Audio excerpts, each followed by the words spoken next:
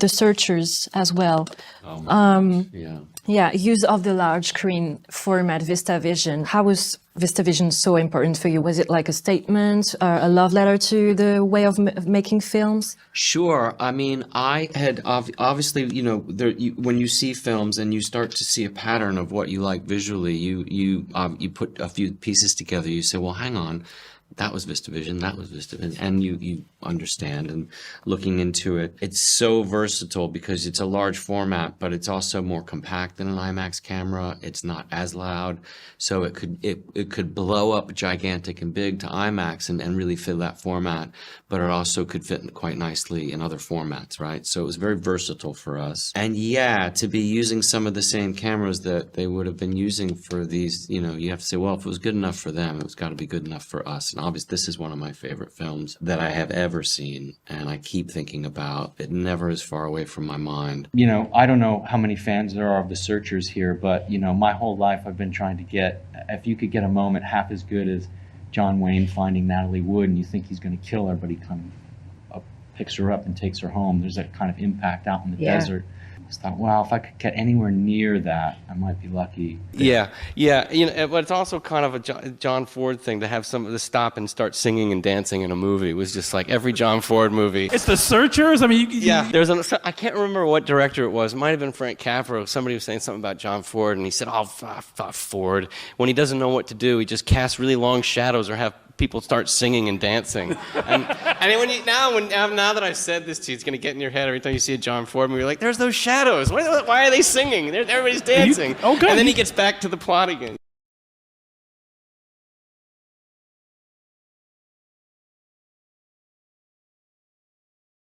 Yeah, that's a good question, because for years I didn't like The Searchers. For years I didn't appreciate it. I didn't like Jeffrey. I always liked John Wayne's performance in it, and I even liked John Wayne's racist son of a bitch character. All right, but I didn't like Jeffrey. I didn't like Jeffrey Hunter in it. I just didn't get it. It was like a lot of 50s melodramas of West that I just don't like, frankly.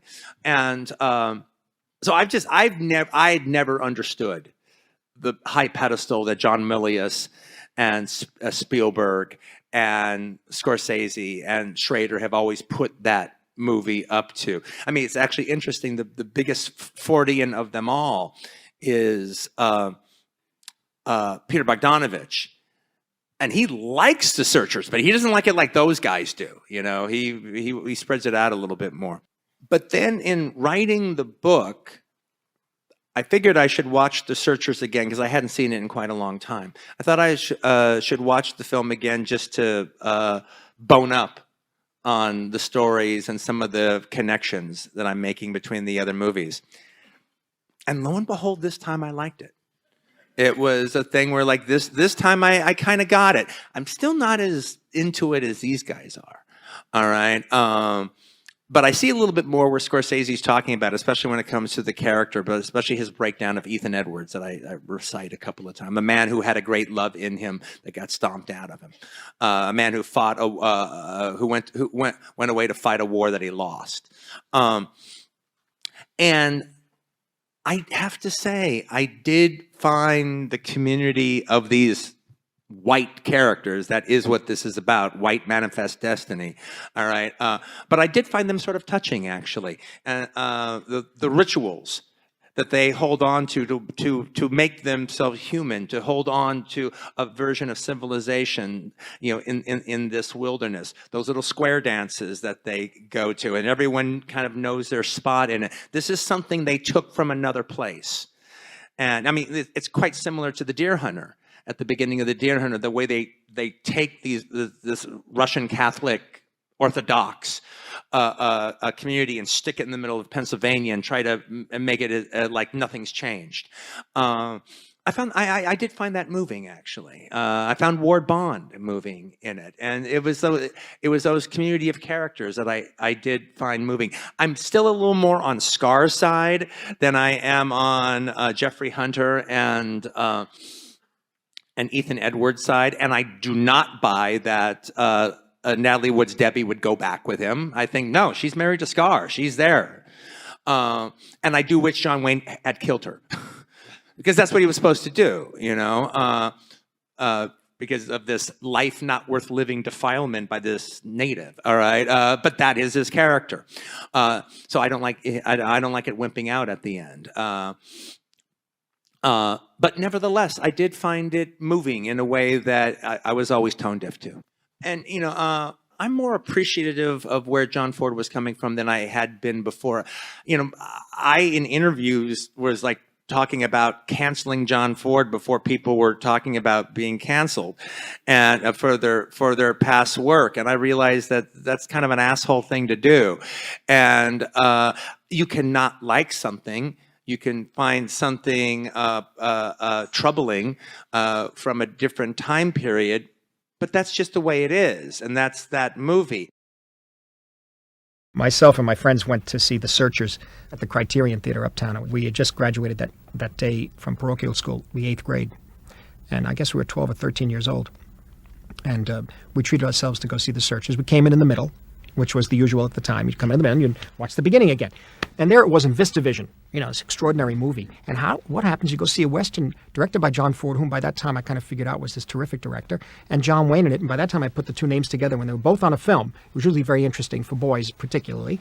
And you sit there and suddenly this character, this lonely character, comes out of the desert or something. And he's absolutely terrifying. I mean, he's filled with he just literally acts out the racism, the worst aspects of racism of our country, and it's right there. It's right there. And you could see the hate. You could see it building. You could also understand how he could go that way. Doesn't mean it's the old story that Travis has a fantasy. What makes him crazy and what makes another person not crazy is that Travis acts it out. You see, so this man is acting it out, and he becomes obsessive, and he's a poet, you see. He's a poet, too. He's a poet of hatred, and he just shows us the worst part of ourselves that's coming out of the late 40s, early 50s.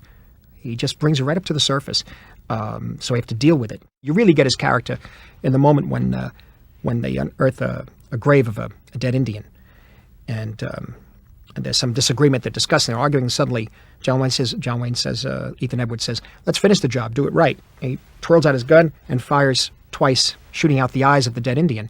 And he says if he has no eyes, he can't go to the happy hunting ground, so he'll be a wanderer within the winds for the rest of his life.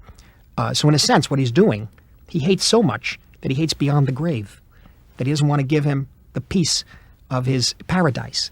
He wants to kill the soul of these people. Why? And he envies so much the soul that the young man has, Jeffrey Hunter. He just envies it so much. And there's this wonderful kind of love between the two of them, which of course brings out the line all the time, that'll be the day.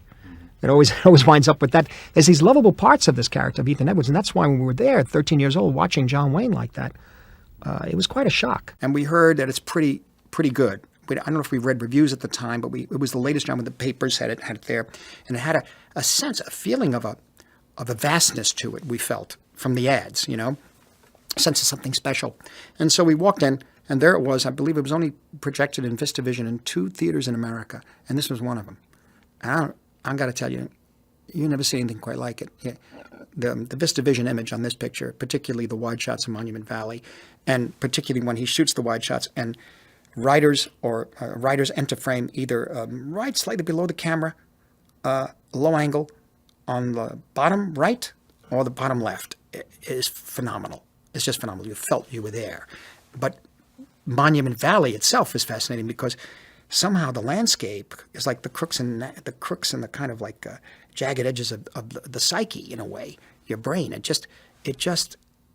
lays out. It's like the film ultimately became like this wild, vast psychological epic that the landscape really reflected. And we didn't think of that at the time. We just felt it, particularly if you saw it in VistaVision, because you were placed within there. Those tiny figures in Monument Valley weren't that tiny in VistaVision, but the rocks, the rock formations were big, and but there was a sense of space and a sense of the universality of it. I was used to the showdown in the street, the shootout, and in a way I liked it. I just know that ultimately up on the screen it was simpler.